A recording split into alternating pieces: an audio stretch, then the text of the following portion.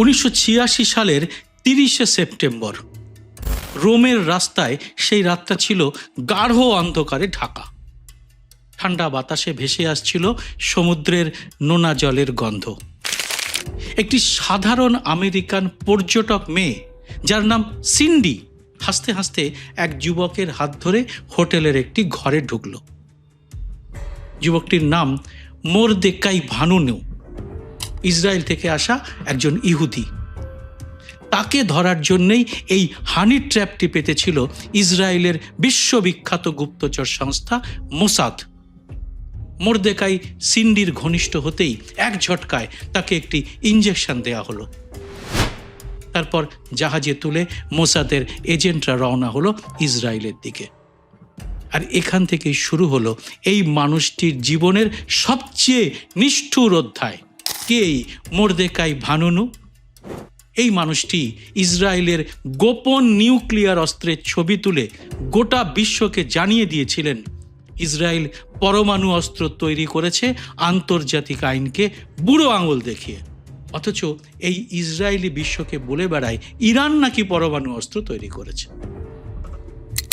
আর এই কাজের ফল ভুগতে হয়েছিল মোরদেকাইকে। আজ 2026 সালেও তিনি আর স্বাধীন নন। জেল নয়, কিন্তু জেলের চেয়েও ভয়ঙ্কর এক অদৃশ্য খাঁচার ভেতর তিনি বন্দী।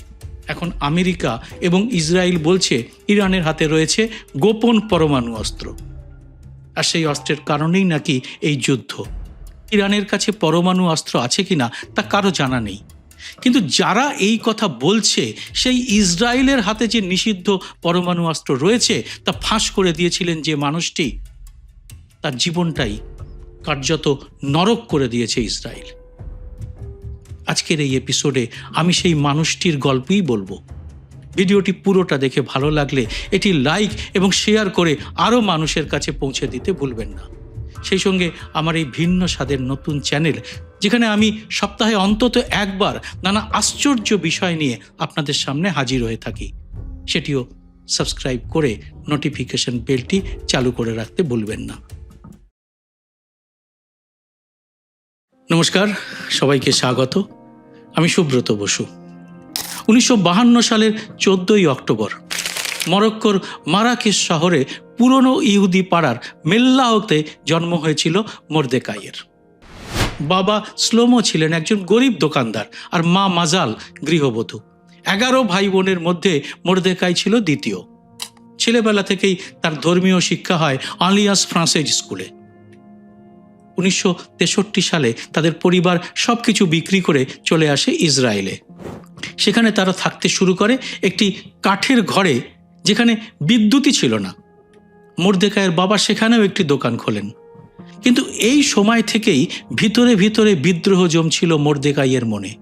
পরে তিনি বলেছিলেন, ওই সময় থেকেই আমি ইহুদি ধর্ম থেকে নিজেকে বিচ্ছিন্ন করার সিদ্ধান্ত নিয়েছিলাম, কিন্তু বাবা মাকে তা বলিনি।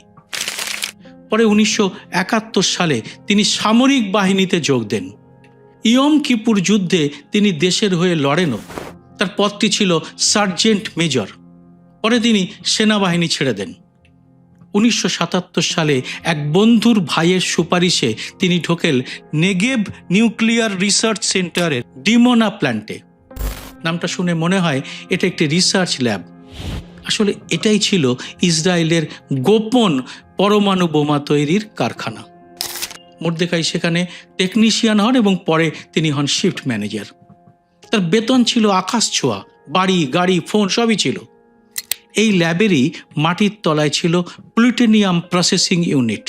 মোরদেকাই দেখেন সেখানে 30 কেজি প্লুটোনিয়াম প্রতি বছর আসে, আর যা দিয়ে তৈরি করা যায় প্রায় 150টি পরমাণু বোমা। লিথিয়াম 6 দিয়ে হাইড্রোজেন বোম তৈরি হয়। এতে ধাক্কা খান মোরদেকাই। এরপর তিনি কি করলেন? তিনি ঠিক করলেন ইসরায়েলের এই মানবতা বিরোধী কাজ ফাঁস করে দেবেন বিশ্বের সামনে। কিন্তু কাজটা তো আর জলভাত নয়। ইসরায়েলের গোয়েন্দা সংস্থার কড়া নজর এই প্রকল্পের প্রতিটি মানুষের উপরে। কিন্তু তার মধ্যেও কাজ শুরু করলেন তিনি প্রাণের ঝুঁকি নিয়ে। অত্যন্ত গোপনে তিনি ক্যামেরা দিয়ে ছবি তুলতে শুরু করলেন এই প্রকল্পের। মোট 57টি ছবি তুলেছেন তিনি। কিন্তু নিজের দেশের বিরুদ্ধে গিয়ে মোটা মাইনের নিশ্চিন্ত চাকরি ছেড়ে কেন এই কাজ করেছিলেন তিনি? কারণ নিজে যুদ্ধে গিয়ে তিনি দেখেছেন যুদ্ধের ধ্বংসের রূপ। একসময় তিনি লেবানন যুদ্ধের বিরোধিতা করেছিলেন। বিশ্ববিদ্যালয়ে তিনি বামপন্থী গ্রুপ ক্যাম্পাসও গড়েছেন। আরব ছাত্রদের সঙ্গেও তার বন্ধুত্ব ছিল। তিনি বুঝেছিলেন মানবতার সবথেকে বড় শত্রু এই যুদ্ধ, আর তাতে যদি ইসরায়েলের হাতে চলে আসে পরমাণু অস্ত্র, তা বিশ্বের সর্বনাশ করবেই। এ তো গেল ছবি তোলার রুদ্ধশ্বাস কাণ্ড। কিন্তু এবার কি করলেন মর্দেকাই? 1985 সালে তিনি চাকরি ছেড়ে দিলেন।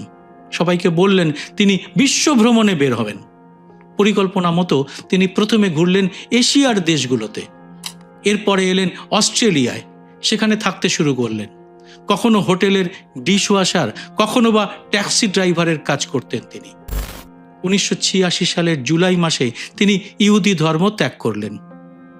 অ্যাংলিয়ান চার্চে গিয়ে তিনি খ্রিস্ট ধর্মে ধর্মান্তরিত হন। নাম নেন জন ক্রসম্যান।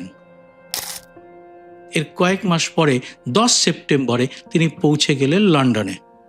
সেখানে তিনি গোপনে কথা বললেন এক সাংবাদিকের সঙ্গে। দেখালেন ইসরায়েলের পরমাণু অস্ত্র বানানোর 57টি ফটো। দিলেন সেই অস্ত্র কারখানার বিস্তারিত বর্ণনা। বিশেষজ্ঞরা তা যাচাই করলেন, দেখলেন সমস্ত সত্যি। ইসরায়েলের কাছে রয়েছে 100 থেকে 200টা নিউক্লিয়ার অস্ত্র। এরপরে 1986 সালের 5ই অক্টোবর লন্ডনের সানডে টাইমসের প্রথম পাতায় বেরোলো সচিত্র প্রতিবেদনটি, যার শিরোনাম ছিল revealed the secrets of Israel's nuclear Arsenal. বিশ্ব কেঁপে উঠল এই একটি লেখাতেই। ইসরায়েলের নিউক্লিয়ার অ্যাম্বিগুইটি ভেঙে চুরমার হয়ে গেল।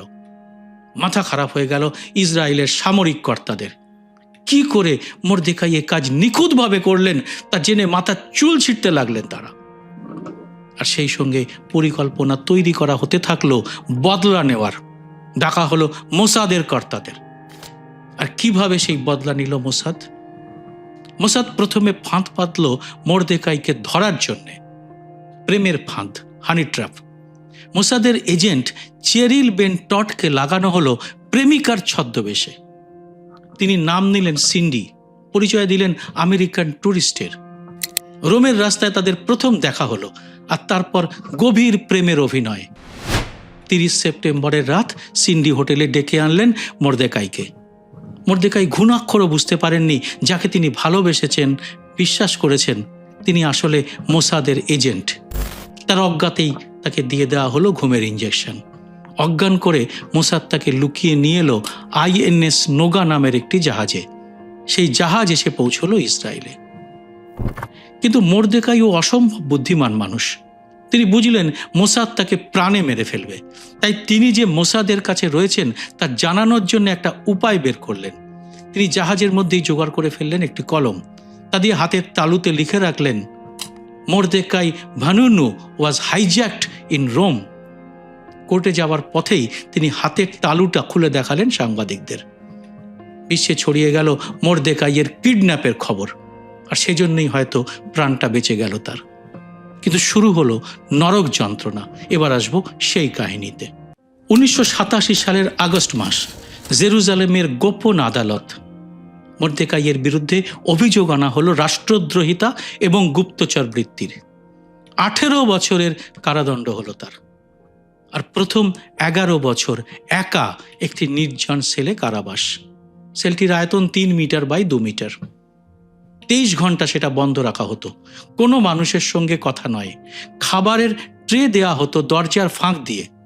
এই নিষ্ঠুর ব্যবস্থার বিরুদ্ধে তিনি অনশন শুরু করলেন। 33 দিন চলল অনশন। এরপরে খ্রিস্ট ধর্মে ধর্মান্তরিত হওয়ার জন্যে তাকে আরও শাস্তি দেওয়া হলো। 1998 সালে সাধারণ কারাবাসের জীবন শুরু হলো তার। কিন্তু এই অবস্থাতেও হার মানেননি তিনি, ভেঙে পড়েননি। তার আইনজীবী অ্যাভিগডর ফেল্ডম্যান বলেছেন, তিনি হচ্ছেন বিশ্বের সবচেয়ে জেদি, নীতিবান এবং কঠিন মানুষ। এরপরে মুক্তি পেলেন তিনি। কিন্তু সেখানেও রয়েছে অন্য একটি গল্প। 21শে এপ্রিল 2004, 18 বছর পর জেলের বাইরে এলেন মর্দেকাই। জেলের বাইরে দাঁড়িয়ে তিনি চিৎকার করে বলেছিলেন, তোমরা আমাকে ভাঙতে পারোনি, আমাকে পাগল করতে পারোনি। তিনি বললেন, আমি নিউক্লিয়ার নিরস্ত্রীকরণ চাই, প্যালেস্টাইনকে রাষ্ট্র হিসেবে দেখতে চাই। কিন্তু তারপর সামরিক আদেশ, ইসরায়েল ছাড়ার উপরে নিষেধাজ্ঞা জারি করল সরকার। বিদেশিদের সঙ্গে তার কথা বলাও নিষিদ্ধ হলো। এয়ারপোর্ট, দূতাবাস, সীমান্তের কাছে যাওয়া নিষেধ। প্রতি 6 মাসে রিনিউ করতে হবে নির্দেশ।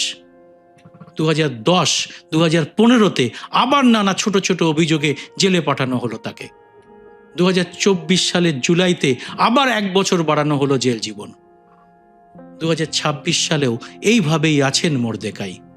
অ্যামনেস্টি ইন্টারন্যাশনাল তার হয়ে লড়েছে, কিন্তু তাদের আবেদন বারবার খারিজ করেছে ইসরায়েলের সুপ্রিম কোর্ট। 2015 সালে তিনি নরওয়ের ক্রিস্টিন জোয়াকিমসেনকে বিয়ে করেছেন, কিন্তু স্ত্রীর কাছে তিনি যেতে পারেন না। এখন মর্দেকাই থাকেন সেন্ট জর্জের চার্চে। মাসে একবার ফেসবুক বা টুইটারে লেখেন, আমি এখনো অপেক্ষা করছি স্বাধীনতার জন্যে। না, এখানেই কাহিনী শেষ নয়, আরও কিছু খবর আছে।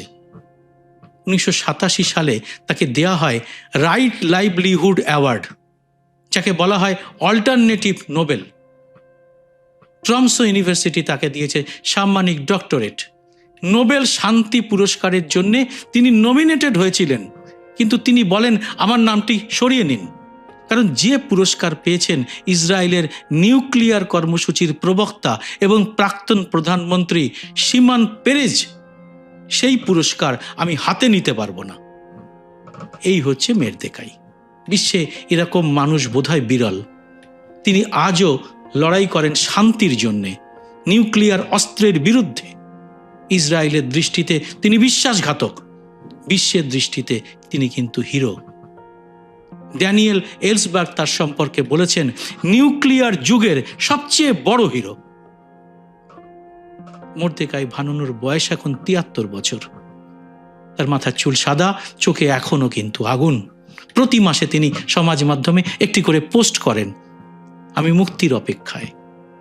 ইসরায়েলের নিউক্লিয়ার গোপনীয়তা আজও অটুট, কিন্তু ভানুনুর ছবিগুলো ইতিহাসের পাতায় চিরকাল থাকবে। তিনি প্রমাণ করে দিয়েছেন, একজন মানুষও রাষ্ট্রের গোপনীয়তাকে চ্যালেঞ্জ করতে পারে, যদিও মূল্য দিতে হয় জীবনের সবথেকে দামি জিনিস স্বাধীনতাকে, সইতে হয় নরক যন্ত্রণা। আপনি কি মনে করেন, তিনি বিশ্বাসঘাতক না সাহসী হুইসিল ব্লোয়ার? কমেন্ট বক্সে অবশ্যই লিখুন, আর সেই সঙ্গে এই মানুষটির কথা ছড়িয়ে দিন আরও মানুষের কাছে। জয় হিন্দ। সত্যমেব জয়তে।